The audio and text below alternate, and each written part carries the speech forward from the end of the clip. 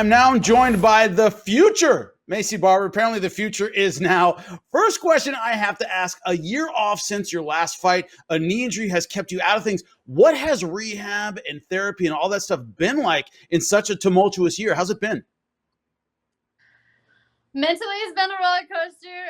Physically, I had the best surgeon, Michael Gordon, out of Milwaukee, my bad.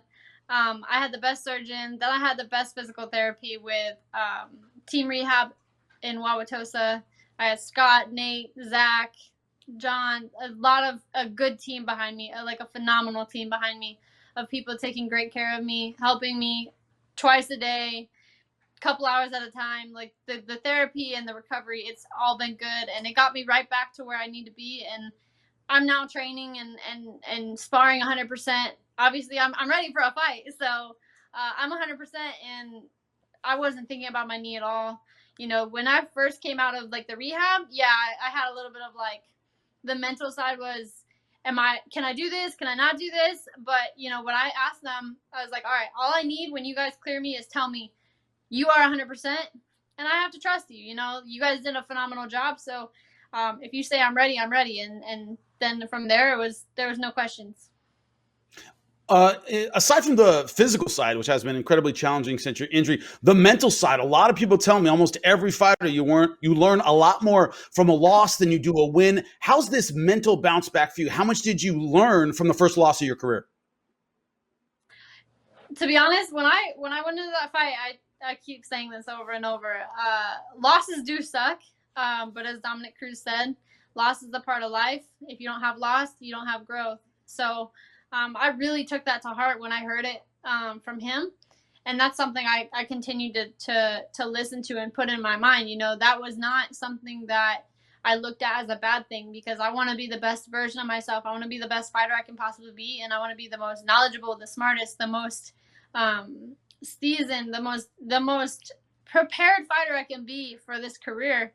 And an injury is something that I needed to have. I had a hand surgery. I've had little injuries, but I never had something that took me out for a whole year and made me really sit down and think of the mental side of it, of the mental preparation, the studying other fighters and seeing how they train and seeing what they do and seeing how they live. So I feel like the injury was able to help me to focus on that. And then the loss, it sucked, but at the same time, I was 100% prepared. And when you go into a fight, there has to be a winner and there has to be a loser. And I didn't go in there and lose because of my skills. I went in there and lost because I suffered an injury that I was not able to fight at my 100%. So that's just what happens. I was fighting on 50%. And I wasn't able to get the win. But in my eyes, she didn't finish me. So, and she was never going to finish me. And I still presented threats. So I feel like in my mind, I still won the fight that I had. It wasn't the fight against Roxanne, but I won the ultimate fight and the ultimate test, which was my heart and my skills and my determination and will to not to win a fight, but to continue on and show people that you can still push through. Let's go back to the beginning. James Vick retired recently, and he said one of the things that was so hard for him is, I started when I was 20, and I'm catching up to people who have been fighting their entire lives, or all-American wrestlers been doing this since they were little kids. And that stress of trying to keep up with everybody who got an early start was very, very hard on him. You got that early start. You started very, very young. You're 22 years young already, but you've been in martial arts and wanted this as a career your entire life. What are the advantages and disadvantages of starting that early?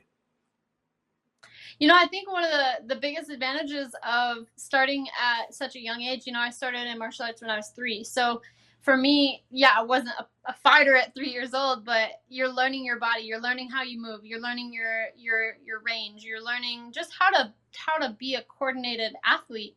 And the confidence. I feel like the confidence that comes from training for your whole life and being prepared and being around the sports and stuff, I feel like that is something that we gain as younger athletes. But at the same time, I also feel like the things that could possibly hurt a younger athlete is training all the way up through that whole life, and then your body, the wear and tear on your body. You know, I'm 22 years.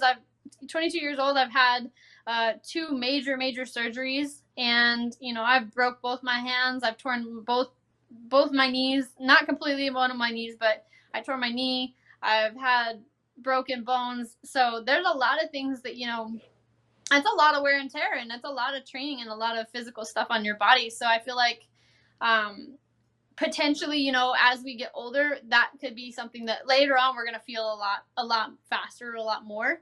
But at the same time, because we're younger, we also have the opportunity to study and figure out, how do I take better care of my body so that I don't have that. And I think that that's something that another advantage that younger athletes and the younger generation has is, not only are we putting our body through the same wear and tear, but we also have the opportunity to give ourselves the better recovery and have the more knowledge of how to take care of our body and how to fuel it properly, how to give it the right nutrition, how to get the right sleep, and how to study the older fighters that didn't have someone who came before them. You know, we have people who come before us, and so we have that leg up in a sense. Your opponent, Alexa Grasso, very experienced, 12-3, but her UFC career a little up and down. It's been win one, lose one. She's fought some good names. What are your thoughts on her as an opponent?